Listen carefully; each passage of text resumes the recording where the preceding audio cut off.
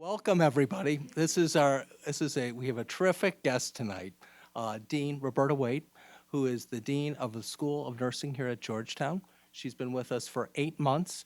She has an extraordinary and distinguished career that you'll hear more about later tonight. But she is bringing a new vision and a new direction to nursing at Georgetown.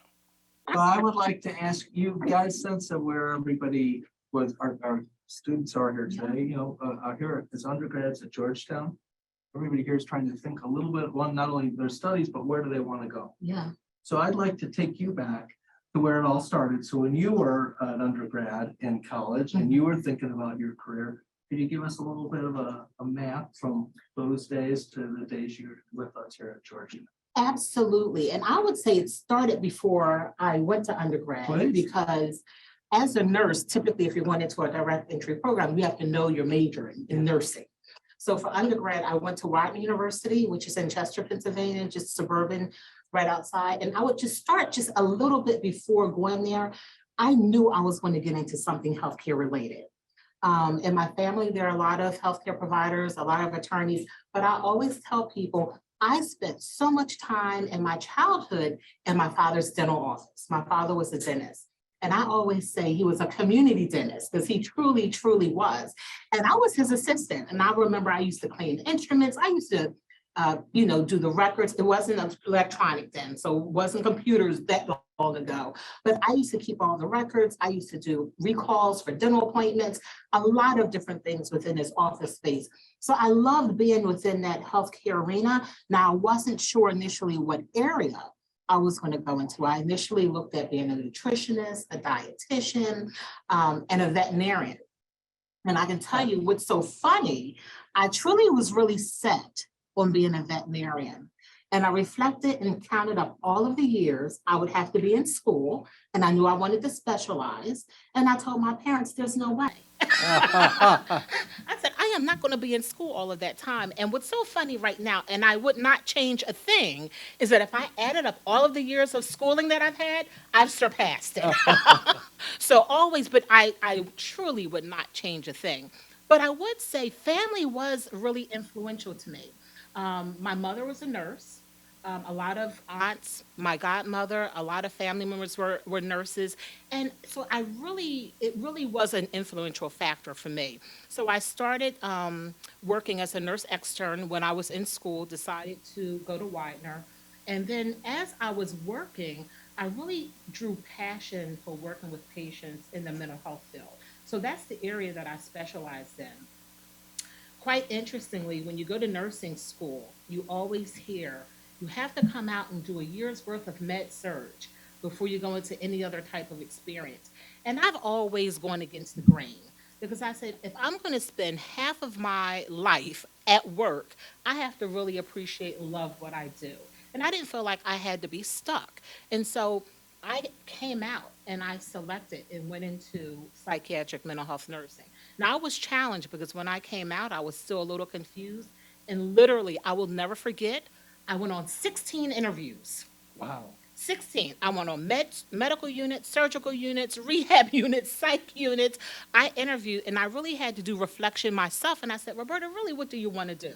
Because if you don't like it or if you want to change, nothing's holding you there. And so that's what really led me into the specialty of mental health nursing. But what I did say is because when you graduate from nursing school, you graduate with basically the minimum standards to pass the NCLEX. If you're going to specialize, you have to go back to graduate school.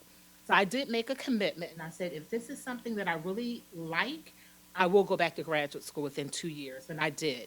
And at that time, I was at the Hospital of the University of Pennsylvania. That was my first job out of school, and I was there for about 8 years, and I leveraged and took full advantage of the educational benefits, and I went back to Penn for my master's in adult psychiatric mental health nursing, and it was fabulous. Loved it. And never questioned that since. And so most of my clinical has been within that realm, either at Penn, and then after that I went to Hahnemann University Hospital, but it's been on some form of psychiatric unit, but most of them have been psychiatric medical care units. So I actually did start to combine, which was great because we really managed and worked with all clients as long as they didn't require intensive care monitoring, telemetry monitoring. We did everything.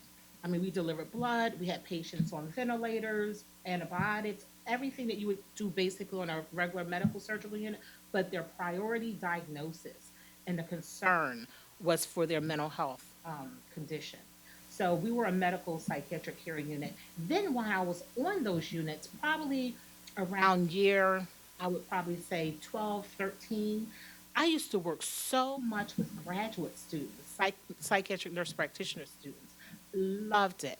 And I get antsy very fast. So there was a time in my career when after that, I said, I want to go back to school and I want to get another degree. And I was considering going back to law school. My brother's an attorney. One of my brothers, some other. You would have been a very good lawyer. No, I wouldn't. Oh, No, I wouldn't have. And You I would have been a forceful advocate. Let's put it that way. But I considered it and I really thought about that and I said, no, I don't want to do that. And there was a colleague of mine who was in school for his doctorate, and he said, Roberta, you really love working with students. Why don't you go back to get your degree in higher education administration leadership? I was like, that would be fabulous. I love administration because at that time I was in an administrative role. I knew I was a clinical expert. I didn't feel like I needed any more clinical skills there. But that gap for me, I didn't know anything about pedagogy, andragogy, curriculum development, nothing from the higher education perspective. And I love the leadership component.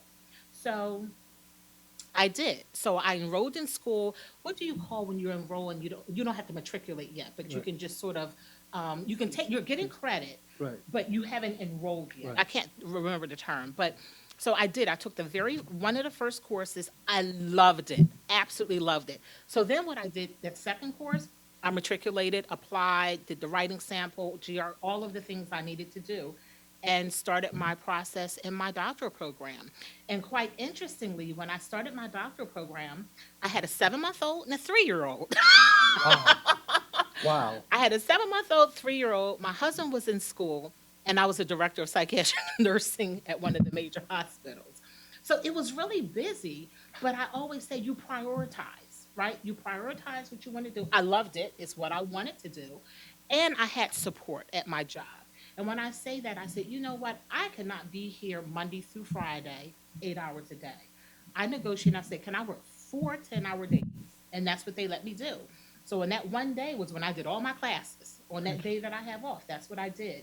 And I was able to complete my doctorate in 5 years because I went part-time, but I was able to complete it in 5 years, dissertation, et cetera. And so that's after I finished my doctorate was when I transitioned into higher ed and explored there. And I took a position, I wanted a tenure track position, and I took the position at Drexel University.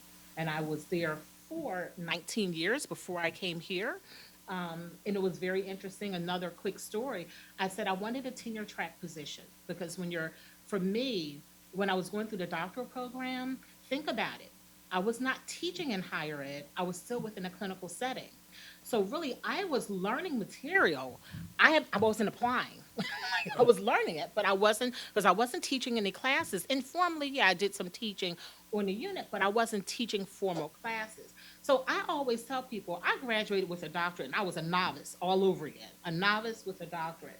But it was really a phenomenal experience. It really was, because I came out, and at Drexel, I started off teaching undergraduate students, then I started master's and doctoral students, and I quickly learned, because again, I was new to higher education, teaching full time. I quickly learned what it meant to be on a tenure track position at a research intensive university. And I also learned about things that I didn't know. So from there, I said, I need some more research skills. And I said, I need to go back to school and either get a T32 or Which is- a T32 training award, which is a postdoctoral research fellowship, or get a KO1, which is a federal grant, a mentored fellow grant from NIH. So I learned about an opening that they had at the University of Pennsylvania School of Nursing. I interviewed for it. I came back, negotiated with my associate dean at that time and my dean, and they said, well, we will give you a download and release you for a year. Talked to the people at the postdoc, and they said, Roberta, if you can only get the download and can be here a year, we have other applicants who will probably be more competitive. But if you can be here for 2 years, we really want to have you here. So I actually went back, I negotiated, set out an MOU, identify how it would benefit the school at Drexel, how it would benefit me, my success that I intended to have from a scholarship and a research perspective, and I was supported. And the only reason why they supported me was because those first 2 years when I was working, I worked. And they saw what I was able to produce even at that point. So with this other training, they knew with my work ethic, I was going to be able to produce even more. And so I was, but it takes negotiation. You have to be intentional. You have to be, they didn't come to me. I didn't passively sit back because they didn't come to me and say, okay, we're going to help you do this. I went to them and said, this is what I need in order to be successful. I'm on tenure track. This is the gap. This is what I can do. This is how it's going to benefit me, the school, and this program. So I really laid things out for them, and I was supported to do that. And so I did my 2-year postdoctoral research fellowship, and I was successful, moving forward. One of the big things I decided not to do, though, I said I don't want to take on administrative positions during that tenure track position because you really have to focus on your scholarship and research. And I was tempted several times because they were offered, and I literally had to tell my associate dean at that time, please don't offer me, because they knew I had a strong leadership background. I said, please don't offer me any more experiences until after I get tenure, because that's not going to help you get tenure. So I went through and I got tenure in 2010, and then from there I decided intentionally I didn't want to stop at associate professor, and so made my plans to move forward to full professor. And at that time, I did start taking on some administrative roles, first as assistant dean, then associate dean. And quite interestingly, the two administrative roles that I had at my prior university, they actually weren't established roles. They were created for me. They were created. So that's one thing, even before coming into this position, I'm always of the mindset, even though I might want to have an impact, so I might have something in general, I want to have a larger impact, but I don't say, and even in this role, I didn't say I was looking for a deanship position. If one came along that was a match with values, et cetera, that I was looking for, great.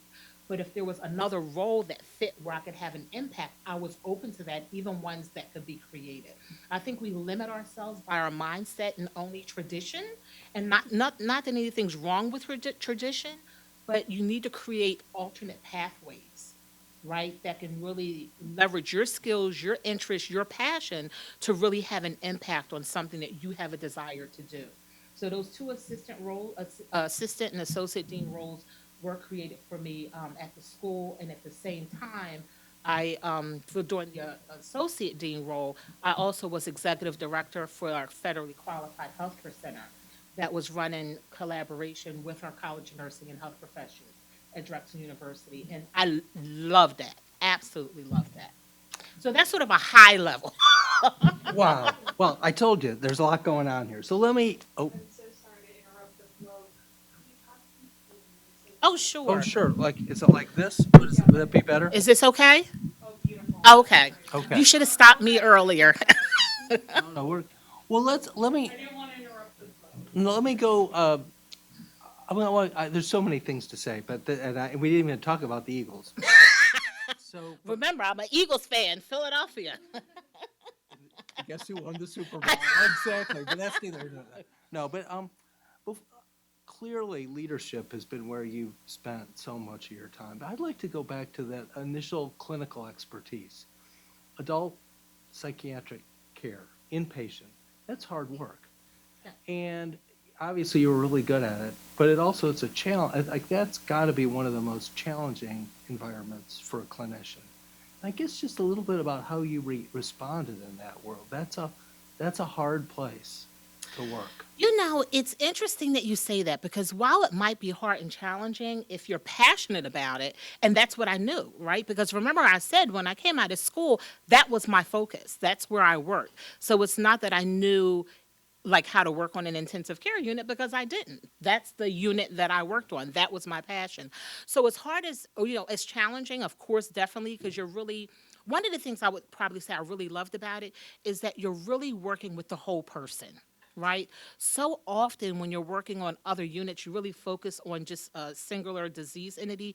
You are really working both with the medical, the psychological, the emotional, and that spiritual need for that person. The other thing that's different from my perspective about psych, I love the team orientation. And that is, I know for a fact, very different than working on other units. So when you're working with your other team members, be it the psychologist, the social worker, the creative arts, music therapist, everyone is working collectively. You develop the treatment plans, the care plans with the client, with the family member. So that systems level type thinking was deeply ingrained from the beginning because that's what psych is about. That's how you practice, particularly in the inpatient units where I was. That's exactly how you practice. So that systems levels perspective was hugely important. And of course, I think all patients they're very vulnerable when they're in acute care settings.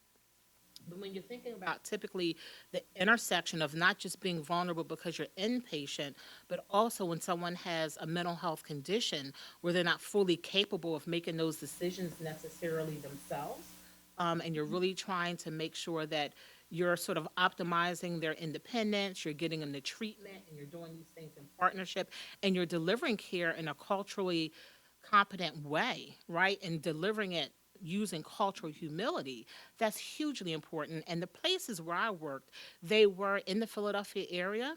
I would probably say the majority of our populations, we had, it was a diverse, particularly from a racial and ethnic perspective, but I would probably say we probably had a higher population that we were servicing that was on Medicaid than probably commercial insurance, right? So when you read articles, they might say you have more of an at-risk population or vulnerable population. That's within the articles, and I say they were intentionally placed at risk and vulnerable. They're not vulnerable. We place them in that way based on the structures we have built within this society. But yeah, we really worked with a lot of patients and families who were under-resourced intentionally with the way our structures are set up. Let's probe a little bit more on the structure side because you've written a lot about this, and I know it's your personal passion.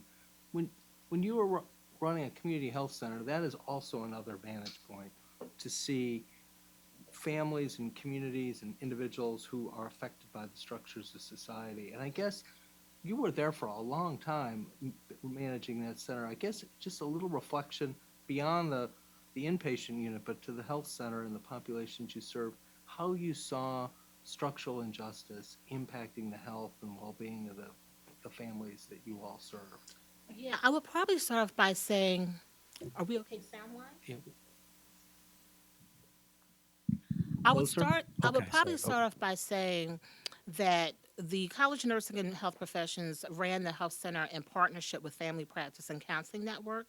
So it was a partnership in running, which is hugely important because with that FQHC designation, you were able to get a lot of federal support, wraparound services, a lot of additional services that you might not have. I mean, it really was phenomenal. I think what was really unique about this specific health center is that it was truly community centered and community based, and the voices of the community members really led a lot of what happened. From the health promotion services that we were having there, I would even say when it was 2015, I think, is when we expanded. Even when we had our building expansion and we worked with the architects and the layouts and the community, they had the sketches, the diagrams. I mean, their voices and their impact was very huge at every point along that sort of trajectory. So I think that's really important. And I also want to say, for me, I think I contributed, right? So I brought a certain level of knowledge and insight, but I guarantee you, I learned as much from community as they probably learned from me. And I think you have to make sure that you're open. You don't know everything. I'm a true believer. People are the CEOs and they are expert in their lives. They know what they need. They may not have the resources, but they know what they need, right? So when you're doing things, it's so important to do things in partnership with community, with colleagues as you're building and constructing things. Um, I would also say when you talk about it's a humbling experience for a community to really share with you. And I think to tell you about how much and how critical relationships are, community members still communicate with me now. So they still email me. I still talk to them. So that's when I say it's not just when I was there in that position. Those relationships continue. But I want to give an example. So we had at one point, we had a one of our nurses, what we called, would go out on psychosocial visits. So they weren't home visits, but they were psychosocial visits. So individuals who met within a criteria for chronic care where they needed extra support, like they might be challenged in getting out to appointments, getting equipment, if they weren't able to get their medication or different issues around their medication, it could be a myriad of different issues. But we had a nurse that would go out, and that person who was a nurse would take nursing students with them. So for our community public health nursing students, they would go out with them. To me, that was so invaluable because it doesn't matter what your level of income is as a family. If you can go to higher education, you're privileged. If you're able to get in school, you're privileged. Oftentimes, students think individuals who might come into the health center have pretty much the basic same things they have, right? Not knowing sort of what their life stories, life conditions, and that is really important. Understanding individuals' life stories, right? So staff, not staff, the students would go out and there would be prep time, of course, beforehand, but students would go out and it was really surprising, I think, to them to see conditions where families and individuals live. So you make assumptions in the hospital about teaching medication and insulin, et cetera. Well, you go to the house and you find out, well, there's no refrigerator. Do you think in the hospital to think, do you have a refrigerator to put your medication in? It's probably something that a lot of us assume, right? We talk about, when the patient goes to the bathroom, when they walked into the house, what did they see? They saw a bucket in the floor, in the middle of the floor. There was no running, flushing commode, regular bathroom. Those might be stark differences, or examples, but they're real. Another one that really actually hit, I would even say, is during COVID. During COVID, particularly from a behavioral health standpoint, that was really interesting is you have Zoom or you can do different types of FaceTime. And when you're talking to a person, they say, oh, well, I'm at home. And you think home, right? Inside of a structured home. When this therapist actually engaged, and again, they had that privacy, so that person trusted them enough so that they could see the screen for where they are. Their home was the garage. They would have never known sort of the difference because that's home for the person. That's their norm. But when they were to see it, and that person was sharing that home space with somebody else, but that was home. So sort of our language and even how we think about different things in our communication, we make a lot of assumptions, right? But it also lets you know, and it's a truly humbling experience for people to have that trust to engage and share that part of themselves. And so it's important with how you respond. I'm a big believer, and I think it's so important to do work within the community, but I also think that we have to be able to engage, not faculty and students, how you do that prep work to get students into the community. Because the last thing that you want to do is further harm. Yep. You don't want to further harm. So that leads me to the question I have about the future of nursing. The National Academy report that came out talks about a number of things, of course, about strengthening the profession, expanding the number of nurses, but it hit over and over again the role of nurses in looking at issues involving social determinants of health, health equity more generally, and addressing structural racism. All those things mean engaging in and with communities Right. in a very different way than you do on the floor of a hospital. So I guess I'd love for, now that you are leading our teaching in this space, how do you imagine the profession changing? And what will an educated nurse be 5, 10, 15 years from now if we follow this path that you're, because it's a different, it's maybe not different, but it is a set of skills that wouldn't necessarily be front and center of the nursing curriculum, say 20 years ago. No, you're So, absolutely and right. I'd love your thoughts on where we are and how we get to where we want to. Absolutely. And I say, I think we educate nurses and we create based on the educational experience, great nurses. Can we do better? We must do better. And I would say that probably 95% of how we educate nurses right now is for acute care. And it's not saying that we don't need excellent nurses in acute care. We do. But that's not where health is created. And to me, nursing is about creating and optimizing health, not just the delivery of health care. And when you think about health, probably health care might be 20% of that. But health is created where people live, work, play. It's out within those social realms, right? And so we have to do a better job in where we practice, position, place, expose students in that learning. So it can be in different community-based organizations. I do think that's important. And it could look, and even in working in different schools. I think a lot of it is building those relationships and partnerships with those entities within those spaces so it can take place. But it is going to take some intentionality because historically, that's where most of the focus clinically has been is in acute care. So there is some shifting, and those are things that we're actually working on now, and it demands that. Even outside of working and looking at sort of health, and there's so many, and I think this is a bigger thing even for the roles of nursing, right? Even when you're looking at TV, media, communication, you think hospital, and again, nothing wrong, but nurses can do so much. We are not limited to the hospital. I think you're only limited by your mindset. Truly. I mean, we have nurses who are entrepreneurs. We have nurses who are attorneys. We have nurses who are in the public health realm, those who do research, those who run their own business from a clinical perspective. There is so much. We have nurses that are that are political representatives, and we need nurses there because they are making policy related decisions where those other folks don't know anything about what they're making decisions about. We need nurses within that space, right? So we need nurses in a myriad of different areas. But we also need nurses in technology and sort of understanding, what's happening within that in that sphere. So I think the focus has to be on some of the curricular changes and then how we position and expose students during our time that we have them within that academic realm. And again, that is going to take time because it is developing relationships with different organizations.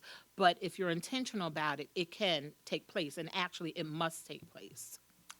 One of the other things I No, just what? want to say also, so even though, today is a little bit different because even when we think about health systems, there's that acute care sector, but health systems today are responsible for lives across contexts, right? It's a little bit different now because of how things work with reimbursement and the accountability now that insurance companies have for hospitals. So there is more work that's happening with ACOs out in the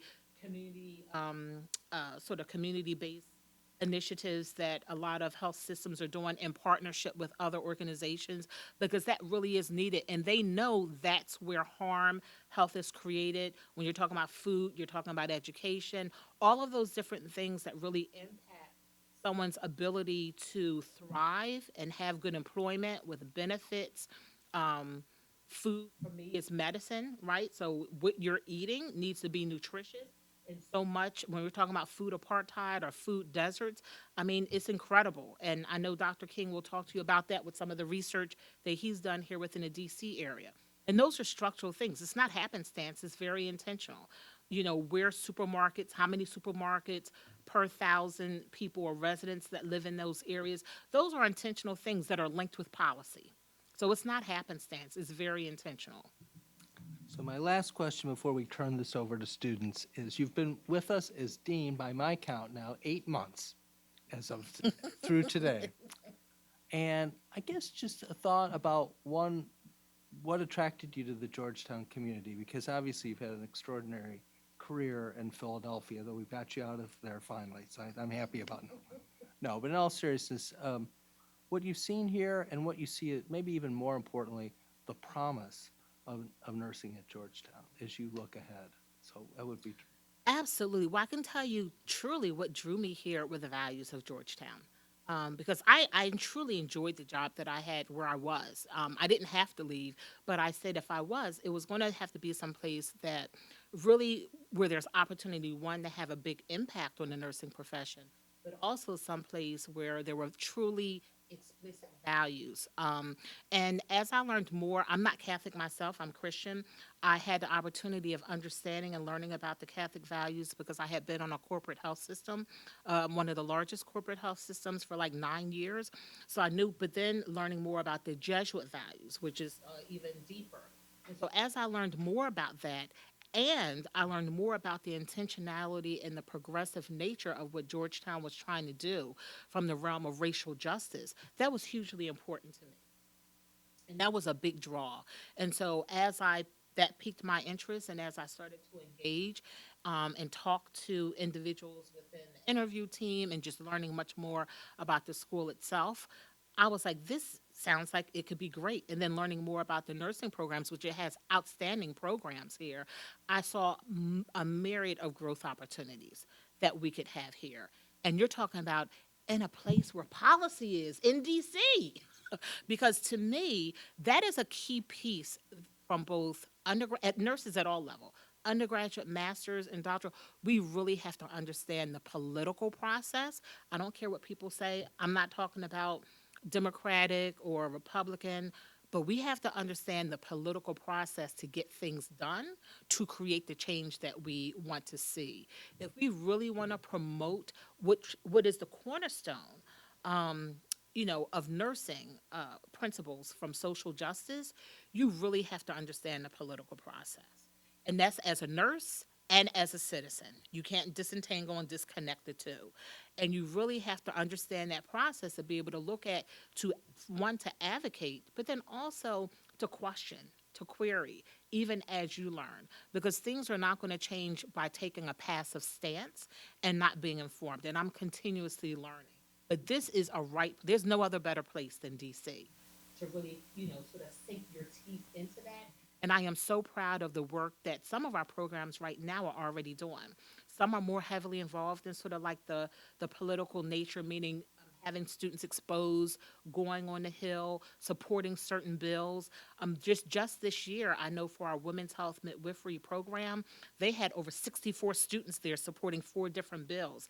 Those are things that we even had pictures up on our website. That's phenomenal, and just learning about the process. So often, students are so fearful. These are people. They're humans, right? They're just so fearful. What do I say to them? What do I do when I get in front of them?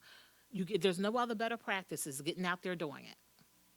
Getting out there doing it. And I would even say, as a student, and you don't have to be a nurse to do this, make sure you do learn about when you're passionate about, when you know that you want to address certain issues, be it from a social justice lens, advocacy lens, whatever it is that you're really trying to drive to create a change, to create something better.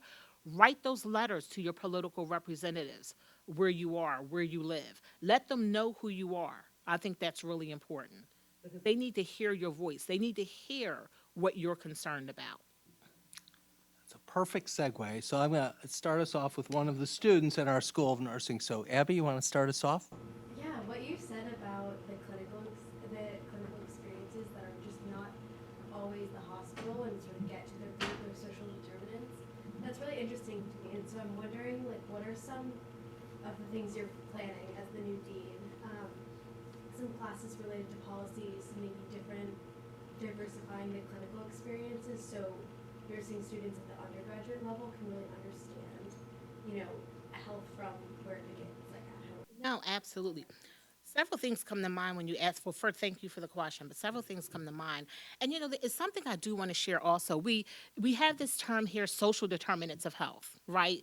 We always just package new things. Social determinants of health are not new. Like the things that are incorporated, it's old. Historically, it's old. It's just repackaged now into this term of social determinants of health.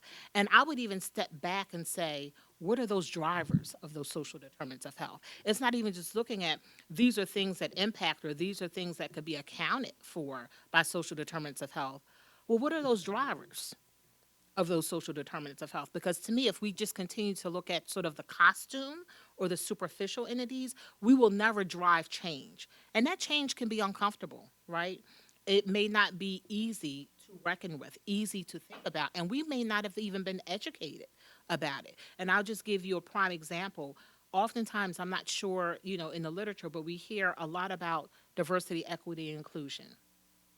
Right, those are how many of you often hear that in the literature and things? I would think that you do within global health, right? And I think it's great, and I think it's wonderful to take a look at. But one of the first questions I would say, and this will come into curriculum, and we need to be able to educate our students first. Why aren't things diverse? Why aren't things inclusive? why do we have inequities in the first place? Because if we just want to jump into starting to do without understanding how we got there, that's a problem. We are not going to be effective at all. So there's a large learning piece that I think. And one of the things that I say, what are we diversifying people into? So we want diversity. What are we diversifying people into? If we say we want inclusivity, is it truly inclusivity or is it assimilation? Do we understand it too? Is it equality or is it equity? Because I think we like the term, but it's a whole different ball of wax. Because when you're talking about equity, it's not just giving everybody the same thing, it's giving people what they need, right? Which is going to be different per group, per individual, based on circumstance. And that to me, we see a lot of entities and populations. We're like, oh no, that's not going to. We don't want to do that. We like the word, but not actually what it needs to take to excel to get there. So, from a curricular standpoint, from your question, like social determinants of health, I think at a ground level, we really have to educate our students on how is health created, right? And look at what are those things, and what are those structural mechanisms? What are those conditions or oppressive structures that create these inequities? And a key example that I would give to you is oftentimes you may hear there are populations at risk, or this is an at risk population. I think we have to be so mindful of our language, because I think from our language, we also can continue to stereotype.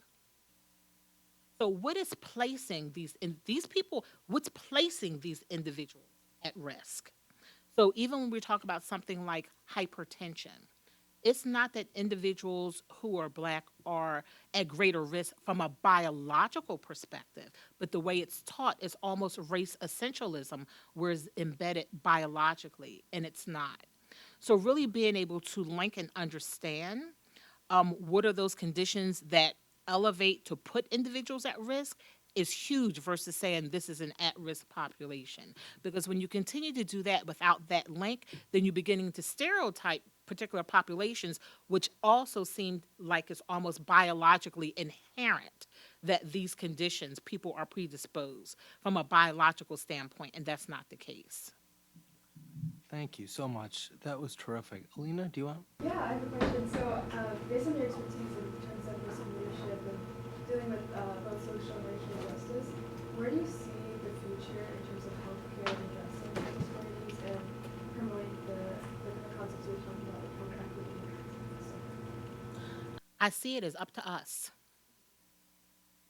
So it's up to us. It truly is. I'm a big believer in these disparities didn't happen by just coincidentally. Policies, we're getting exactly what policies have driven them, the outcomes to be, right? So I always, just when we're talking about even racism, these are things that people created. So people also can change or create something that they want.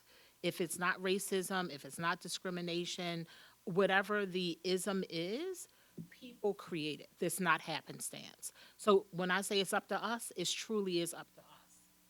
And it's beyond just, I would say, having a mindset of, well, I didn't create it to be that way.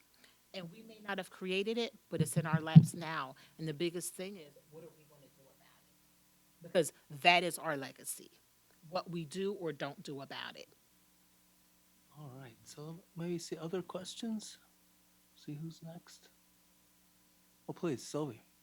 Hi, you mentioned telehealth during COVID, and I know that like that's continued as a very popular way to provide care today, even as COVID starts to slow down.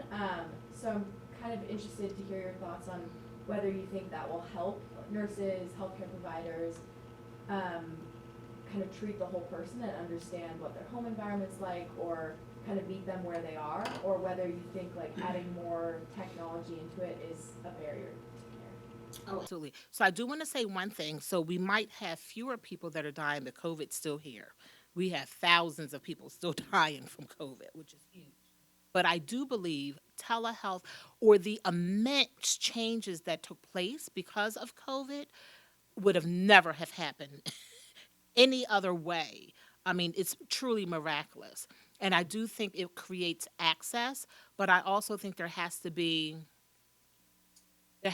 some, I'm going to say a structure in place, right? Because telehealth is good for some things, but not everything, right? So I think we have to have some processes in place to identify, when is it good? When can we use it? When is it supportive with access? And when do we actually need to see and lay eyes? So I don't think it's going away.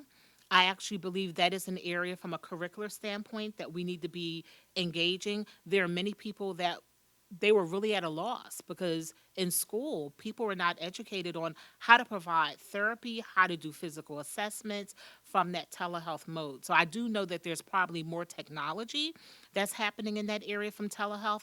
And I also know there's more technology that's happening in the space of even home health care, right?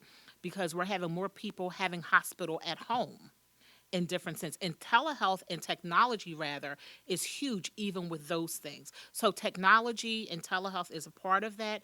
I don't think that it's going to slow down. I think that's going to continue to expand.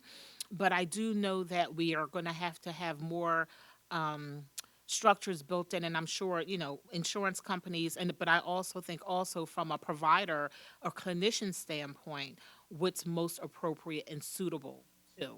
So even if you sort of have like a flow chart or some type of mechanism to identify, these things we can do or are most appropriate where we can do them from a telehealth standpoint, and these are things that aren't. And we also need to see people. Like you can't go for a year without seeing someone, right? So, and I think that technology is going to continuously be refined to help support access and to help support optimizing what we're able to do using technology. So I think there's so much more to come as it relates to that, and I think that is an exciting area for clinicians, all clinicians, nurses included, is how we come to learn with it and how it's operationalized. Because again, technology should support us. It's not a substitute for us. All right. Other questions? Okay, let's, when we start going this way. Oh, thanks, Sergeant. You're going to pass it along here? That's terrific. Thank you.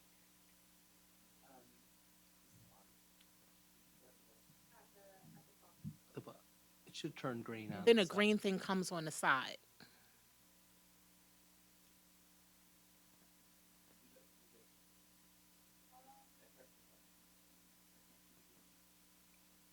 Here, let's.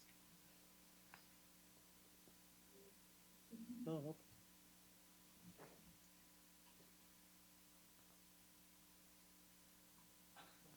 So, I'm particularly interested in psychiatry, and I was just wondering if you could share some of like the most glaringly like obvious structural issues that you saw in your time working in psych. Um, That's a difficult, I'm trying to say, glaringly structural issues. I mean, I think there's so much. The reason why I say I think there's so much because psych is marginalized. So there's sort of like a hierarchy in almost everything, right? So when you're looking at sort of the I'm going to say the medical field or the health field, psych is probably one of the most marginalized areas. So you have your other specialties, other surgical areas, cardiology, and all of these. Psych is almost at the bottom. So when you're talking about resources and when you're talking about insurance, it's a totally different insurance for psych than it is for your other medical diagnoses. So in that way, in access is hugely disparate opportunities and access for patients and where they're located. And I would say it's even more so for child. And it's been amplified after COVID. We have such a shortage, it's abysmal. It truly is.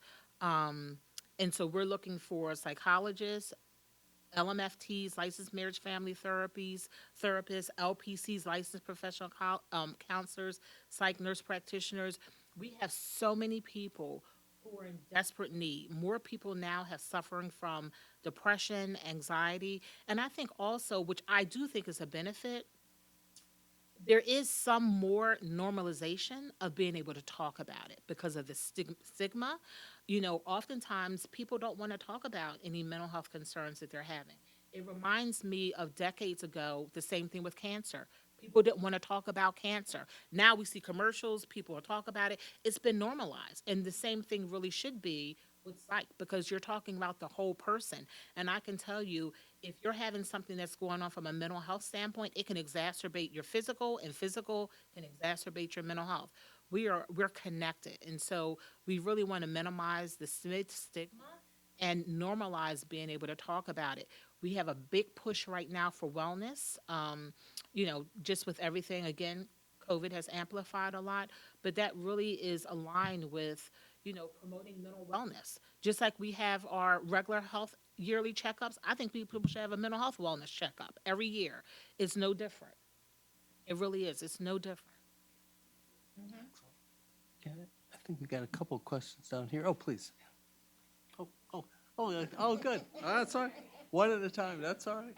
I'm currently pre-med, and I'm looking just to have more of a well-rounded education before I go on to med school, so that I can have hopefully a bigger impact once I'm a practitioner.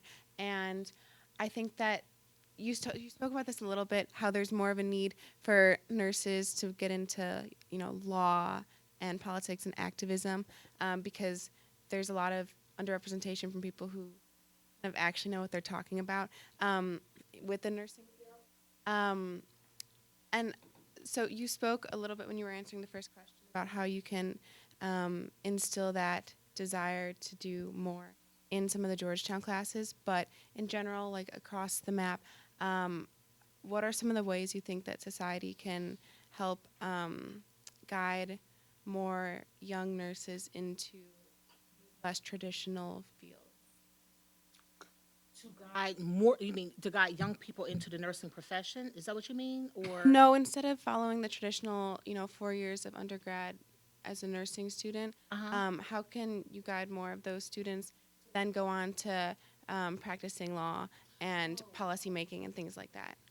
Yeah, I actually think it truly is introducing them, right? Because oftentimes students are not exposed to it, and I think it's really great. One of the things that I know that we're going to be starting to do, because I want to increase our work with our alum, is really even having like alum boards, because we have some phenomenal alum who are doing some amazing, amazing things. So really even having them come and share like on panel presentations about what has their path been like, how did they get there, why did they get there, what are some of the challenges, and really being able to open that up and expose students to more things that are opportunities for students outside of, I would say, the traditional direct clinical care, right? But what are some of those other areas and even that, so because it could be entrepreneurial where they might want to start their own business, but what are some of those other things? So I do think exposure is really huge, and also just again providing examples, spotlighting people who are nurses who are in other, as you would probably say, that sort of the non-traditional or non-clinic based, really highlighting that for individuals, because oftentimes people just aren't exposed, they're not aware. I'm just going to take the prerogative to throw in that I really believe sometimes health practitioners, of which nurses are our largest segment of the whole population, underestimate their ability to persuade. As you all know, I've spent most of my life in and out of politics, and there's nothing more powerful than people who can persuade. And you can see it. Nurses, physicians are still among the more trusted people in our society. You're going to be in those roles. Use it beyond the narrow. You can use it most narrowly and appropriately, of course, with patients, but you can be voices more broadly. I think we confident. must. I actually think that we must. We are designated as the most trusted profession. To me, it's abysmal if we're not using that and leveraging that. Because if we're the most trusted, then how are we entrusting or using that to promote the social justice that's supposed to be core to our profession?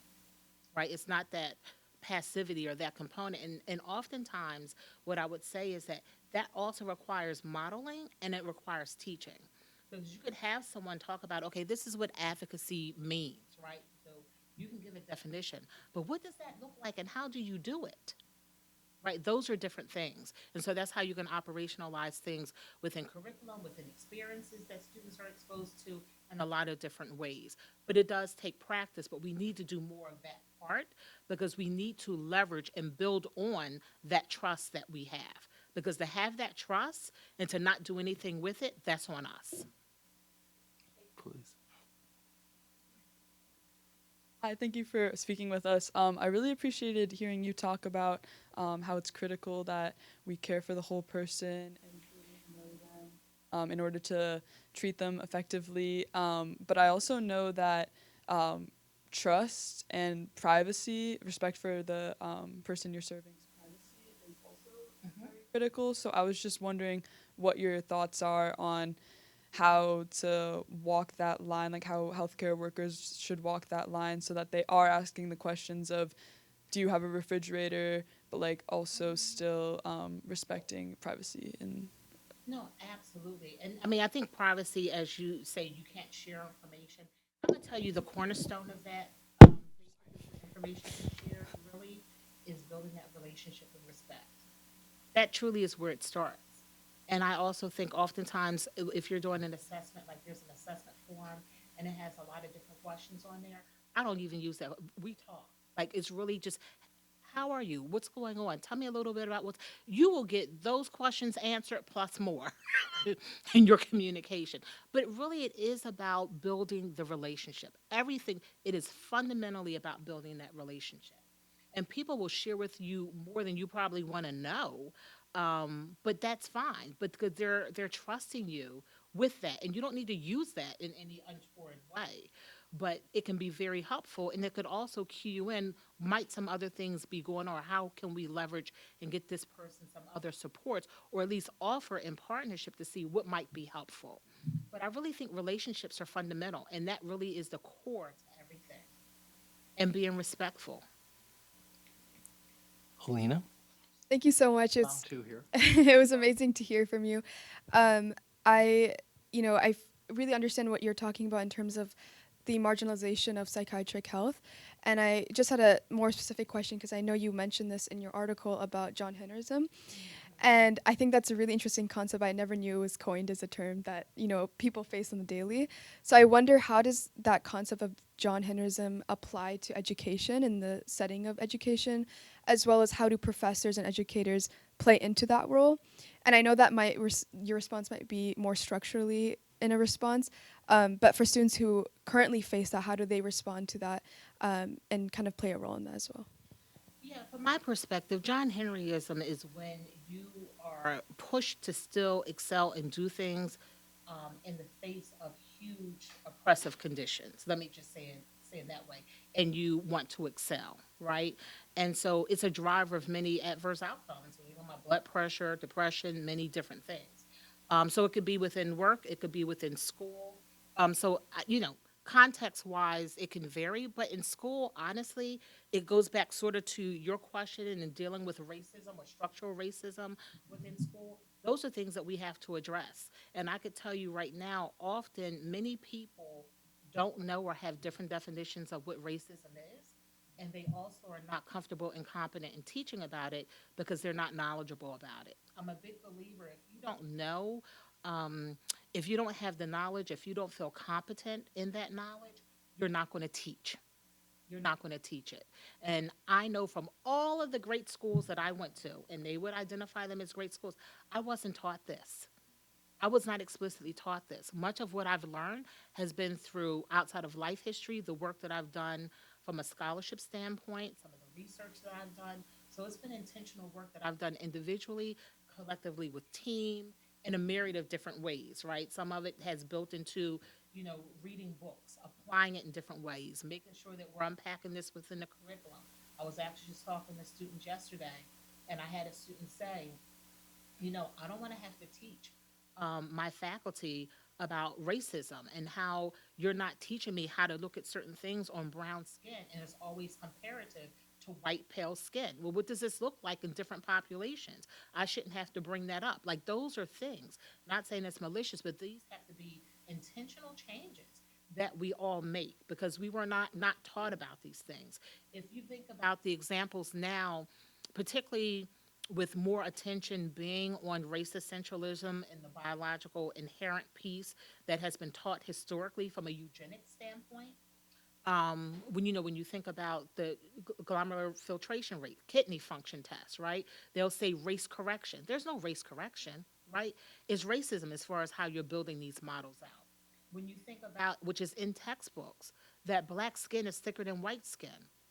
No, but that's in textbooks. That is what, if you look at some research studies, first year medical students, that is a high belief, right? So they're thinking they have to hit harder with the needle for it to go in. We know right now for pulse oximetry machines, we're not getting accurate readings. That's huge for respiratory issues. That was huge for COVID because that technology doesn't read as accurately on skin that's deeply melanated, right? So these are things, even from a technology standpoint, that we have to pay much more attention to. So the healthcare field, nursing, medicine, et cetera, they're looking at some of these things more now in an intentional way. But these are historically, they're embedded, they're taught within schools and curriculum. So we're still going to find these things within books. Even though students are using those books, those are teachable moments. And so that's where the due diligence is for faculty to say, this is what's in this book. This is why it's inaccurate, and really to unpack that as a teachable moment, because we have a lot of again, a lot of the inherent racial biological things, again, because they think race is biological, built into messaging that's part of textbooks that students are reading. Maddie, did you, if you pass the, I just wanted to thank you for coming to like talk to us. I found it really eye-opening and interesting. I just had a more general question about like the split of the School of Health and the School of Nursing, because obviously I've heard a lot about the split, but I'm not really sure why it's happened, or like just was interested in your view on how it's affected your administrative role and tasks like day to day. Well, I think it's been huge because the split occurred. So we have two different schools now, and you'll be meeting Dean King a little bit later. It provides an opportunity for both of our schools to grow. And specifically with nursing, I know, and we know that there's a shortage of nursing for one thing, but we also are at an inflection point because now larger society knows the huge and magnificent importance of nursing and the role that nurses play in health now. Because of COVID, it's been elevated through media and a lot of mainstreams in different ways that it hadn't before. So even on a broader level, we know that we need more nurses in the role that nurses can play. So when we're thinking about sort of enhancing curriculum, which we are going through some curricular changes right now because of AACN, Future of Nursing Report directives. And then I would also say, and they're not separate, they're really aligned, but also making sure that we're building into our curriculum and threading through what is the difference with our Jesuit values and some of the diversity, equity, inclusion, belonging, and anti-racism. Those things need to be threaded through. We can take a course, but it can be actually threaded through the content in a myriad of different ways. So there's a lot of opportunity for expansion when we're talking about nursing. Psych is a big area we need to expand. We need to look at more within, as I mentioned, the community base.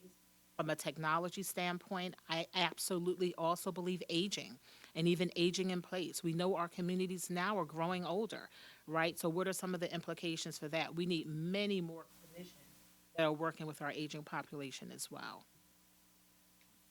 any other questions from the group? Well, I want to ask a final question, if I could. From the first time we met, clearly faith and values have driven your career, and obviously nursing and your clinical work. But I guess I'd ask you to reflect on the role of faith and values in your leadership. How have you integrated one of the opportunities you get from being in a Jesuit Catholic university is a chance to be very open and clear about those commitments. And I guess I feel like you have navigated those very powerfully and effectively. And I guess would one welcome as closing thoughts on how, as students think about what drives them, what their values, and it could be, faith or other traditions, whatever, but how do you integrate those core values that are who you are and what you believe into your leadership? Well, since that's a different question, right? And I'm just trying to think about this. What comes to mind as you were actually talking is really authenticity. It really is. And I don't mean tempered authenticity, just really being upfront. It is about how you say things. Of course, you can do things respectfully, but I think truly being bold, courageous, living by your values as much as possible. I'm somebody that's very transparent. And from a reality standpoint, I'm at an age now where I shouldn't say I don't care, but I don't care in some respects because things need to get done. And they're not going to get done by being within a comfortable stance, if you will, right? I expect to sit in a position of discomfort a lot of times, and I have become more conditioned with sitting in that discomfort, so I don't feel antsy. For matter of fact, when I do feel it, it feels good because I know that I'm pushing myself, that I'm stretching myself, because I don't want things. I want to see things move. And I would say where we are right now, at least from my perspective, we are charged to create a difference, to promote health equity or ensure health equity, because I don't think health equity is an endpoint. It's something we continuously have to demand and fight for, within this space.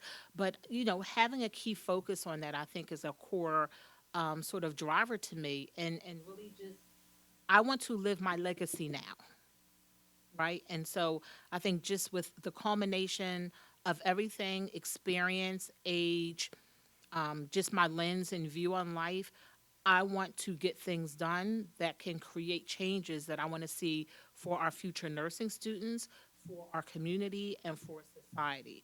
And depending upon where I am and what's happening, that calls for different things. And so it does mean that you do have to be bold and courageous, and you're not going to be comfortable at those points in times. But one of the things that I would say is I'm always in a learner stance. That is a great way to end this session. Thank you very much. And how about a round of applause for Dean Waite?